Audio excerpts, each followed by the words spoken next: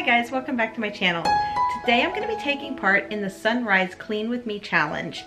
This challenge is hosted by Nikki over at Inspired by Nikki, and the challenge is to wake up early, start your day before the sun rises, get all of your cleaning done so that you can enjoy the rest of your day. So I just wanted to share a few things with you before I get started cleaning. The way that I usually start my day is a cup of coffee. That's how I always get started, and I think that's how a lot of people get started. So I get my cup of coffee, I come in here and I sit down in my recliner and I do my Bible study. And right now I'm doing a book. This is a book that I did a few years back. It's called Calm My Anxious Heart by Linda Dillow. And I really enjoyed it when I did it a few years ago, and I've decided to go back through this study again. I think a lot of people deal with anxiety in their life these days, just with the busyness of life and so many things going on that are out of our control. And I know myself, I struggle with anxiety a lot, and I just thought it would be really fun to go back through this study again. So to start things off, I really wanted to share with you an excerpt from this book that has really touched my heart over the years. It's something that when I start to have moments of anxiety, this is something that I can go to and read that really helps me to put things back in perspective. So I'm going to share that with you now. Like I said, the book that I'm going to read from is Calm My Anxious Heart by Linda Dillow. It is a 12-week Bible study, and the excerpt that I'm going to read from you is at the very beginning of the book. As Meredith slumped into a chair in my kitchen, I prepared myself for yet another litany of her tragic life. She had asked to meet with me to talk about how she could become more content. Ironically, many women would have traded lives with Meredith in an instant.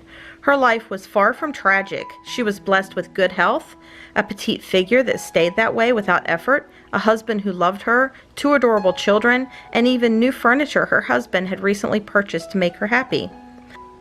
I asked Meredith why she was so unhappy when God had given her so many good things. Without hesitation, she spouted off her complaints. First, God hadn't given her a house. She wanted her own house. She deserved it. And her husband, yes, he loved her, but she just hadn't realized his many faults. Yes, her children were adorable, but they were also negative and complaining. Meredith was like a horse with blinders on, only seeing the dirty road straight ahead. She never raised her gaze upward to God or counted her blessings. She had a blurred perspective, an unholy habit of discontent. While Meredith was convinced her life was difficult, Ella's life was truly one long series of hardships. But Ella had a holy habit of contentment. Her vision was clear, and she lived with an eternal perspective. Along with her husband and children, Ella worked as a missionary with the Pygmies in Africa for 52 years. She had left her country, her family, and all that was familiar. Primitive doesn't begin to describe her living conditions in their scorching heat and humidity of the African bush.